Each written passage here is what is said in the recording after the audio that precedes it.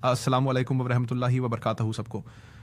कुरान से प्रभावित होने वाली एक श्रृंखला में आपका स्वागत है, जिसमें मैं आपको कुरान के बारे में अद्भुत बातें साझा करना चाहता हूँ। आज कुछ जीवन के बारे में। सुबहान अल्लाह। अल्लाह कहते हैं अम हसिबल्लज़ीना फ़ी क़ुलूबिहिम मरदुन अल्लन युख़रिजल्लाहु अबग़ानहुम, या क्या ये ऐसा है कि जिन लोगों के दिल में कुछ बीमारी है उन्होंने मान लिया है कि अल्लाह उनके द्वेष को बाहर नहीं लाएगा और उनकी दुश्मनी और उनकी नाराज़गी। वाइट शब्द अदगान अरबी में दगन या दगन से आता है, जिसके बारे में भाषाविदों का मानना है कि इसका अर्थ है हिक़्द वल बग़दा वल अदवा, यानी कि नाराज़गी, बुरी भावना, किसी के प्रति द्वेष। और अल्लाह इस आयत में कह रहे हैं कि जिन लोगों के दिल में इस तरह की भावना होती है वे इन्हें छुपाने की कोशिश करते हैं। जैसे कोई आपसे मुस्कुरा कर मिलता है, सलाम कहता है, आपको गले लगाता है, आपका हाल पूछता है, लेकिन फिर भी वे अपने अंदर कुछ छुपा रहे होते हैं आपके प्रति। ये बुरी भावनाएं, वे आपके खिलाफ ये नाराज़गी रखते हैं। आपने जो कुछ कहा था उसे वे लंबे समय से थामे हुए हैं और वे आपको बताते नहीं हैं, और आपको इसकी कोई जानकारी नहीं होगी, आपको कोई अंदाज़ा नहीं होगा कि वे इसे आपके खिलाफ रखे हुए हैं।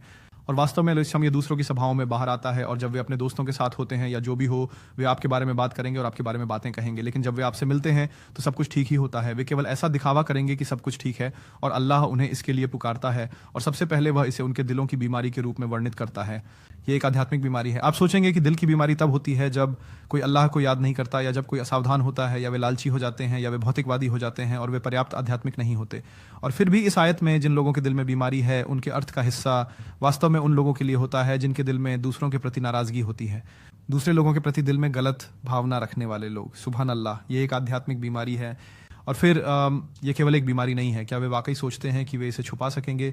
अल्लाह वही होगा, अल्लाह किसी न किसी तरीके से उनके सारे द्वेष को बाहर लाएगा। ये मायने नहीं रखता कि वे इसे कितना छुपाने की कोशिश करते हैं और इसे छुपाने की कितनी कोशिश करते हैं, क्योंकि उनके पास कुछ एजेंडा है या कुछ फ़ायदा उठाना चाहते हैं, या वे सोचते हैं कि उनके लिए यह सबसे अच्छा नहीं होगा कि लोग जानें कि वे वास्तव में कैसा महसूस करते हैं। और फिर भी अल्लाह वास्तव में इसे बाहर लाएगा। तुम्हें इसे बाहर लाने की ज़रूरत नहीं है और किसी और को इसे उजागर करने की ज़रूरत नहीं है। ये खुद अल्लाह होगा जो अवसर प्रस्तुत करेगा, जो परिस्थिति पैदा करेगा जहाँ उनकी नाराज़गी और द्वेष सतह पर आने वाले हैं। आप इसे वैसे ही देखेंगे जैसा यह है।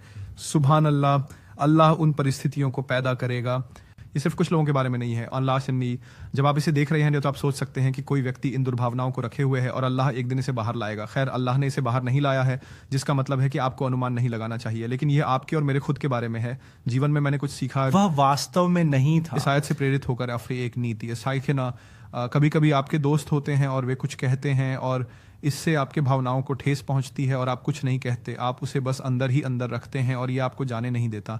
काफ़ी समय बीत जाता है और आप अब भी उनके कहे शब्दों को पकड़े रहते हैं, और ये आपके दोस्त या उस रिश्तेदार के साथ आपके रिश्ते में दरार डाल देता है।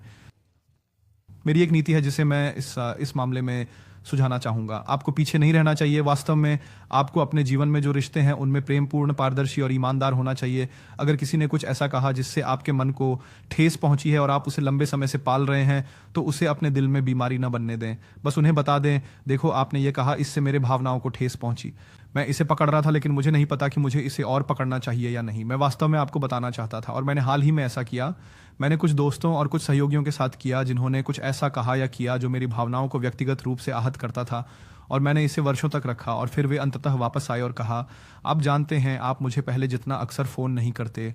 और पहले मैं कहता कुछ ऐसा, ओह आप जानते हैं मैं व्यस्त हूँ ये वो, लेकिन वास्तव में मैंने सोचा, आप जानते हैं क्या, हाँ आप सही हैं। मैं आपको इस एक बात के कारण नहीं बुलाता जो वास्तव में मुझे तकलीफ दी, और मुझे लगा कि मुझे आपको उतना नहीं बुलाना चाहिए। क्या आप इस बारे में बात करना चाहते हैं? हाँ चलिए इस पर बात करते हैं। और हम 30-40 मिनट की बातचीत करते हैं और चीज़ें हल हो जाती हैं। और वास्तव में हमारा संबंध पहले से भी बेहतर हो गया, क्योंकि आपने साफ बात की, क्योंकि आपने इसे अंदर नहीं रहने दिया। ये धैर्य नहीं है, ये आपकी धर्मपरायणता नहीं है, ये सिर्फ आपके दिल की बीमारी को बढ़ने देने जैसा है। हम फरिश्ते नहीं हैं, हम इन चीज़ों को नहीं भूलते, हमें इसे हल करना होता है। ठीक है, जब लोग एक दूसरे के साथ चीज़ें सुलझा लेते हैं तो ये ठीक है, और हमें ऐसा करने के स्वस्थ तरीके खोजने होंगे। अल्लाह हमें इतनी हिम्मत दे कि हम अपने संबंधों में अपनी बातचीत में खुलेपन का अभ्यास कर सकें बिना किसी का दिल दुखाए, और अल्लाह आज़ व जल हमें उन लोगों से दूर रखे जो इस तरह की नकारात्मक भावनाएं दिल में रखते हैं, जब तक कि अल्लाह स्वयं उन्हें प्रकट न कर दे। बारकल्लाहु ली व लकुम। अस्सलामु अलैकुम व रहमतुल्लाहि व बरकातुहू।